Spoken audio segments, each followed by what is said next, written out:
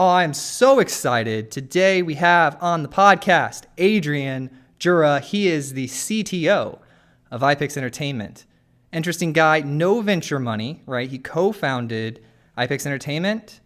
They used the money from their first contract making a video game to bootstrap their company and grow from 2 employees in 2011 to over 300 employees 6 years later. They're making about 20 games a year. When you look at them, they're the most modern, beautiful games that you have ever seen, and it's no wonder that they are the world leader in mobile gaming. He even created his own scripting language. Like, this guy is the guy who wrote the scripting language to efficiently develop the games because they were bootstrapped and they needed to be able to generate these things real quick and real smart. We talk about his thoughts on virtual reality and consumer behavior, and we also talk about this awesome thing that they're doing with Amazon Alexa. They made this game with your voice called Path of Discovery Europa. All right, so we're going to talk about all this stuff right now on the Modern CTO Podcast.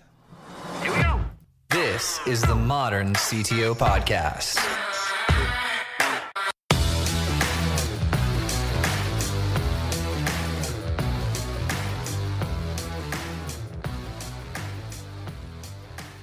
I am a personal nerd when it comes to user interfaces and design, things like that. I always look for the really high quality user experiences. And the moment your trailer started playing and it started cycling through 2 or 3 of the games, I knew instantly you can see quality and require that in your products. And that makes me happy. I really like that. Yeah, thank you. We had a lot of problems because we wanted always to be everything to be perfect. So it's very hard to achieve that quality because a lot of the times you need to be on the budget. You cannot push the limits on everything. But because we are independent, we have that freedom to create the best quality that we can. Yeah, that's always a tough balance, right? Balancing how much work you're putting into something and the quality of where you want it, but also meeting your deadlines and getting things out the door and products shipped. Yeah, because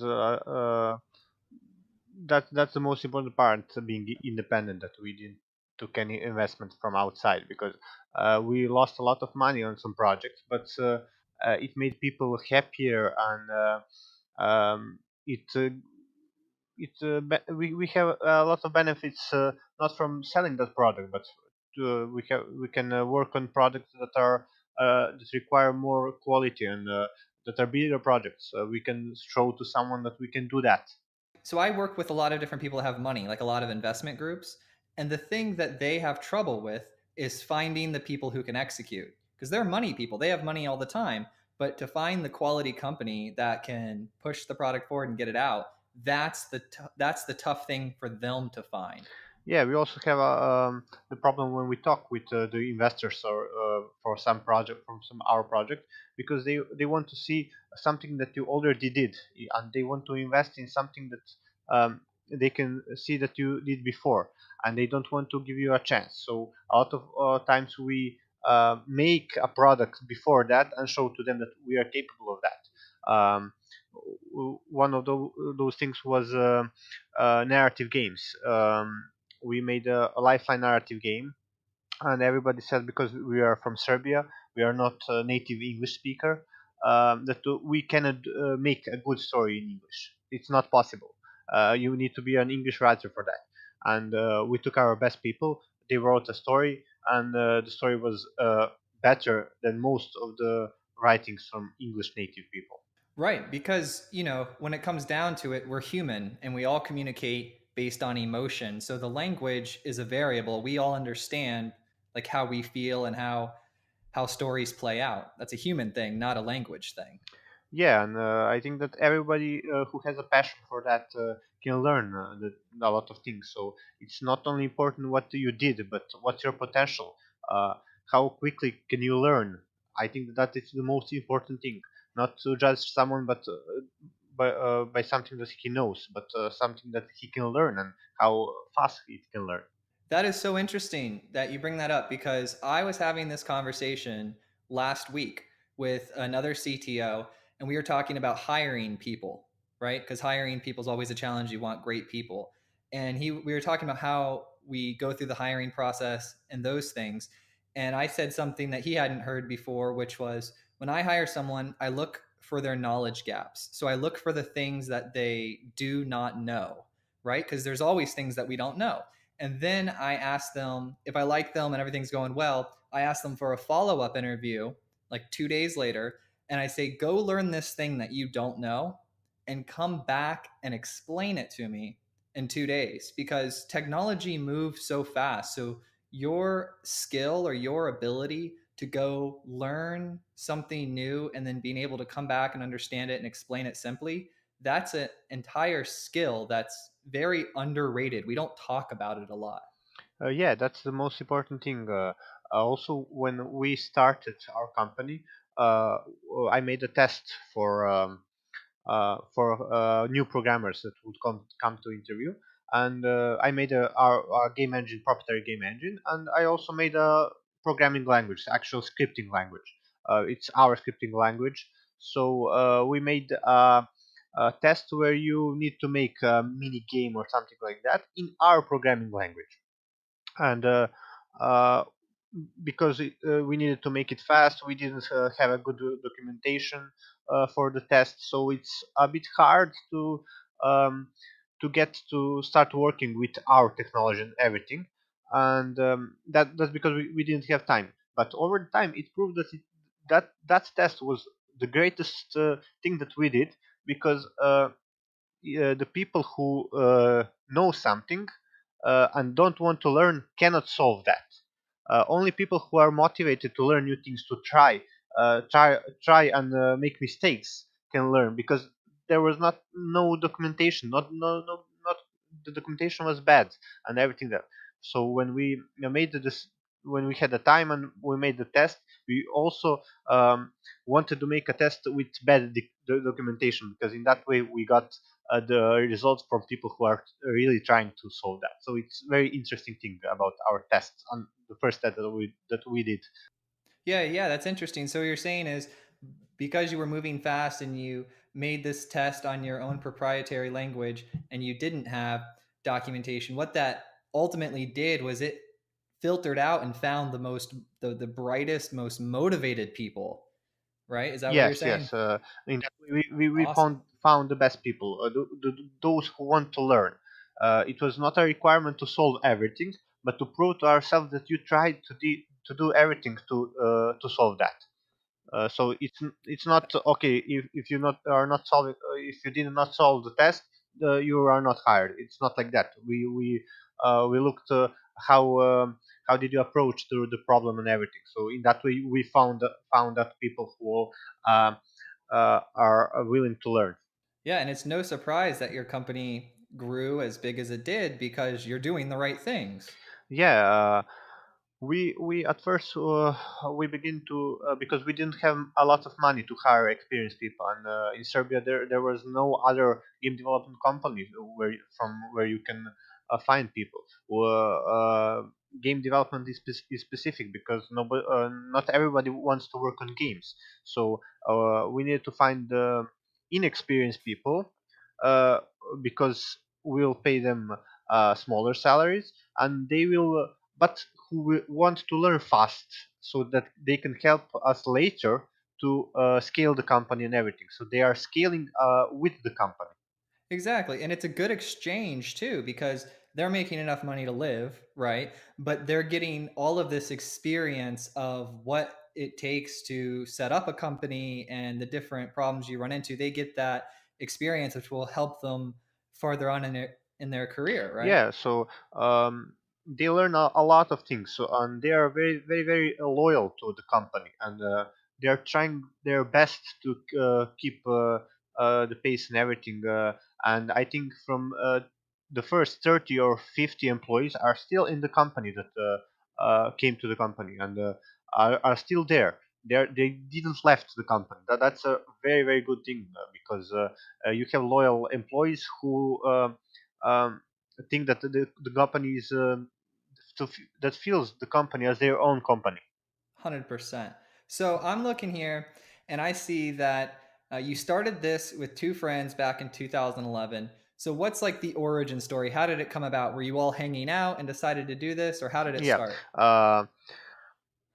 With I worked with my partners before, but part time on games, 4 or 5 years before that, and after that I had a few startups that failed, uh, mostly web startups and everything.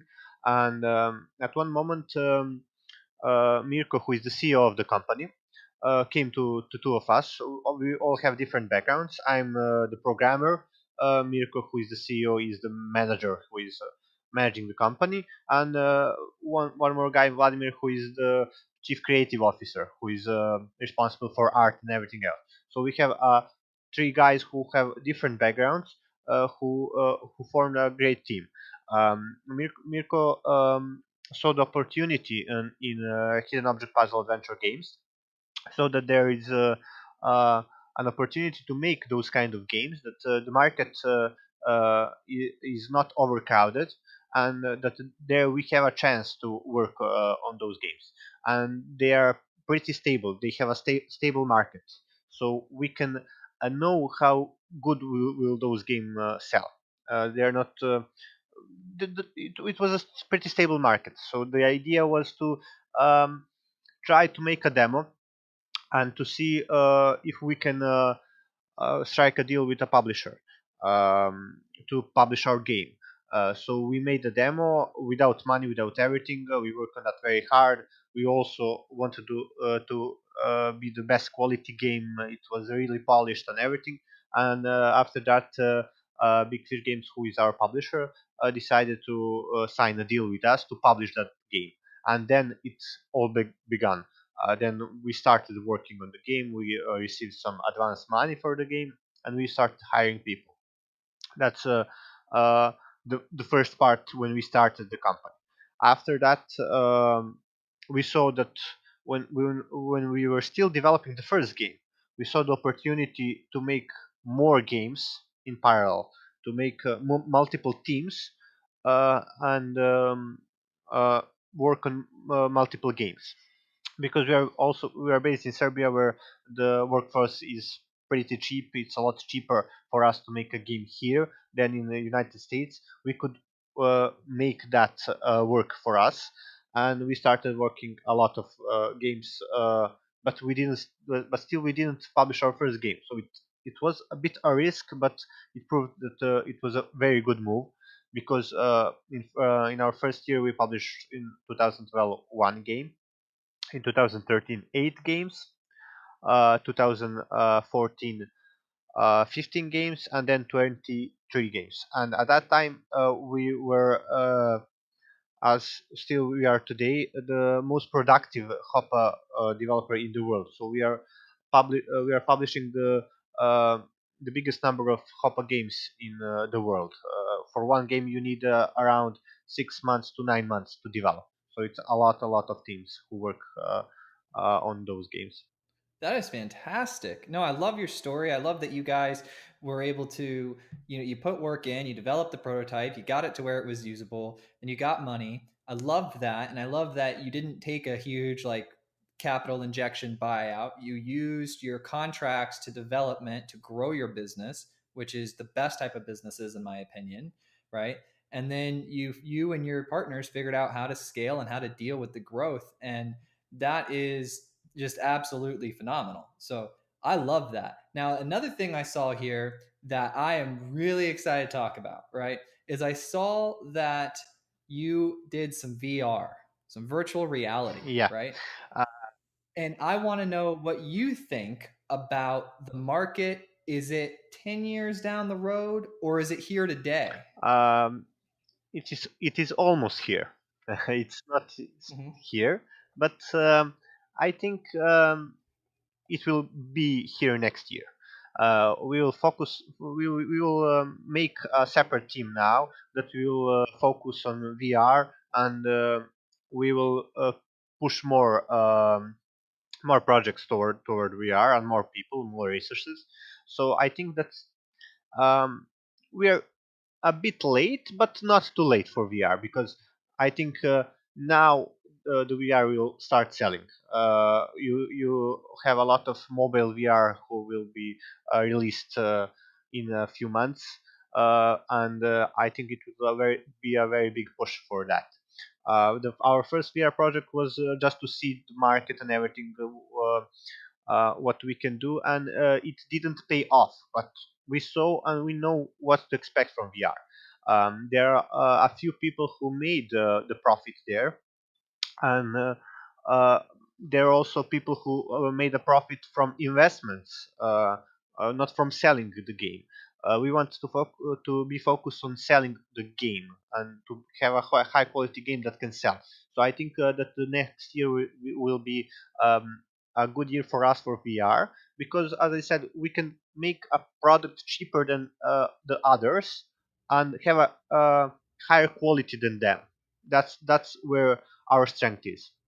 No, that's brilliant. You guys have mastered the production aspect of putting out high quality games. Now, the platform or the medium will change in life, right? Like it'll grow and maybe become VR.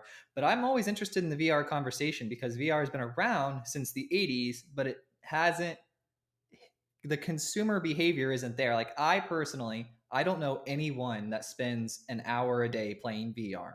I don't.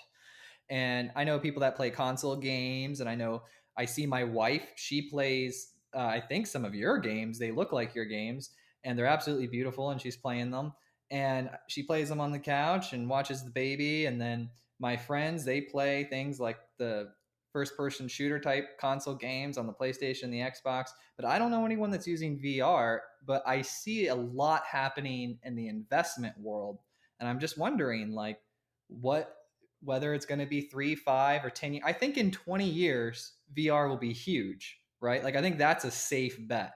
But I just don't know what's going to happen on the in between. Yeah, everybody is investing in hardware right now. There are not a lot of investments in content, so that's a problem, um, because of that you will see in 5 to 10 years the investment in content. But right now the developers are on their own, to try to make something that can be profitable on VR.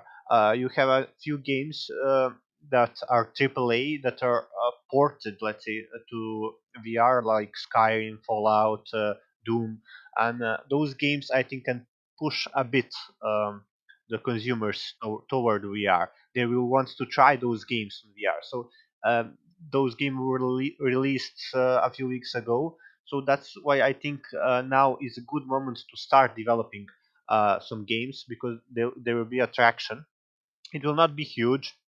It will start slowing, increasing, um, and also a lot is happening with mobile VR. We were talking about the VR for PC. That's still expensive, and that's a high quality VR that's very good, interesting to play, like HTC Vive or Oculus Rift. And on the other side, we have Daydream devices and Gear VR, and now you have Facebook Go, and also HTC announced their focus devices. So the next year, I think there will be a very very big push with mobile devices, and we will see what will happen there. That will be very interesting, because I think a lot of content will be streamed, maybe to if you want to watch games on um, football games, or some other basketball games, you can watch on the mobile devices. So that will probably help the VR go mainstream. Ooh, that's actually really interesting. Yeah, the sports community is massive. So if VR made its way through the sports community, that would really open it up for a lot of other potential. Another thing that super stood out to me, right, is that you did some game, and I didn't look into it too deep, so I want to know about it. You did some game for an Amazon Alexa device. Yeah, it was a game that is not commercial. We did it for to be a free game to test the platform and everything, and we made a partnership with Amazon, so we worked directly with them on that game, so we had access to the newest libraries and everything. So it was very interesting because of that. It's really a great game. It's a narrative game that is published on Amazon Alexa, and we are also continuing to make those kind of games to be in that market to see there. We cannot still monetize that game, but in the future we will also wanted to be there because I think something also will happen there, like in VR. We don't know what to expect, but we want to try and to be in every market to feel that market, what is happening there, and when the market is ready, we will be prepared for that, and we probably can make something, can make some success there also. No, that's an ultra smart recurring theme I've heard from you is you like to go into a market with freemium, see what the adoption rate, see how many people are using it, see what's happening in the market, and then inject a monetization strategy, which is just absolutely brilliant, right? Because your monetization is always going to be less than the total use, right? You're always going to have a percentage of paid users that are less than your total users. So that's really smart. And I love that you guys do that. I guess I'm just so excited because I like when I hear people doing things like the right way and the smart way.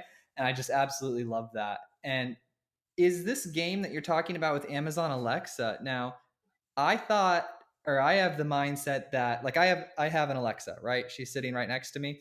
Is it a voice game or is it like does it have a video? Because I know there's some new Amazon video devices out. Yeah, it is a voice game um, where you are talking with uh, um, someone who guides you through a voyage to a planet or something like that.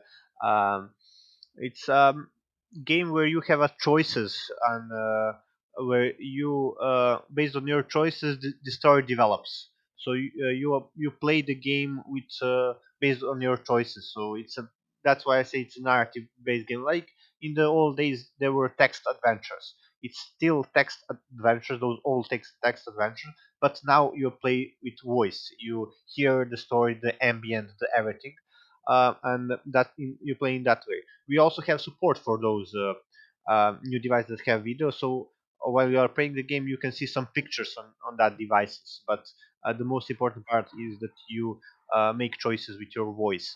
You are you are talking with other person that's guiding you through the game. That is unbelievable. That has got to be one of the coolest things I've heard. What is the name of the game and how can people that are listening download it? Yeah, it's uh, the name of the game. It's Path of Europa. Um, Actually, Path of Discovery Europe. Um, so you can try it and see how do you like it. You should really try it because it's a very interesting game. When I think that's it's a sci-fi game, so someone who likes to read sci-fi books will be very interesting in that game. Absolutely. Yeah, I you had me at the name, right? Cuz isn't Europa one of Jupiter's moons that's Yeah, filled with like frozen seawater? yeah, yeah. So Yeah. So like yeah, I'm a big fan of Neil deGrasse Tyson and all the different universe stuff that him and Bill Nye they talk about on Star Talk and I just love that and so when you said it was Europa, I was sold just off the name. yeah, you will like the game. So I think that you will like the whole story and everything. Very cool. All right. So I always like to ask the different guests. I like to ask. So you've been doing this for a long time, right? So you have a lot of experience. If you could go back to 2012 when you guys launched your first game, I know you were developing 2011, but if you go back 2012 when you're launching your first game, what would you tell yourself? What sort of advice would you give your younger self? Hmm. Um, I think that to work more with people, it's very important.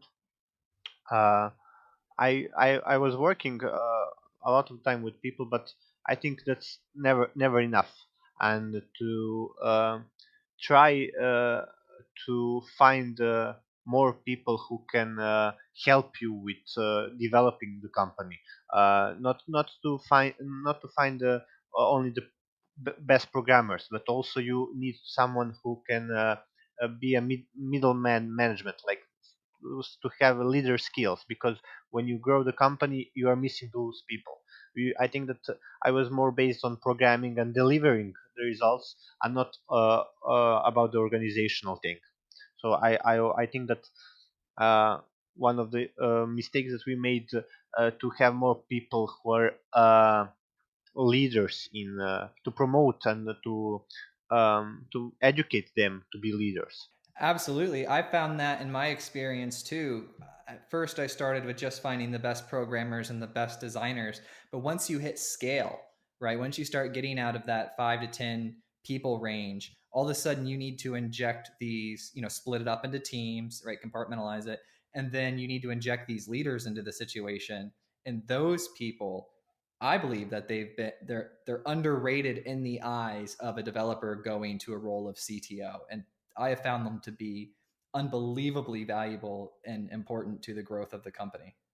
Yeah, because when you grow quickly, um, you cannot do the task management for 40 people or like that. You need a lot of people who can think about that, and to promote that way of thinking, that you don't need to wait for the task. A lot of people are waiting to receive the task, but we need to turn that around and to make them um, seek for tasks, let's say, to find something and what to do, and then just tell you, okay, I will do this, and that I wanted to do that and this, not to just wait for the task. I think that's one of the important things that we need to know. Fantastic. No, this has been like the most amazing conversation. I absolutely was blown away when I saw your graphics of your game, and I was super excited that I'd get to talk to you. And it's definitely expectation has been exceeded. Okay, So, that yeah, thank you so much for talking with us today on the podcast. These, like we talked about a lot, the VR consumer behavior, your origin story, and the Amazon Alexa is definitely the thing that stood out the most to me. I'm going to get off this call and I'm going to go play with it. I'm going to go download the application to my Amazon Alexa and walk through the Europa one, because that just sounds really yeah, cool. yeah, thanks for having me also.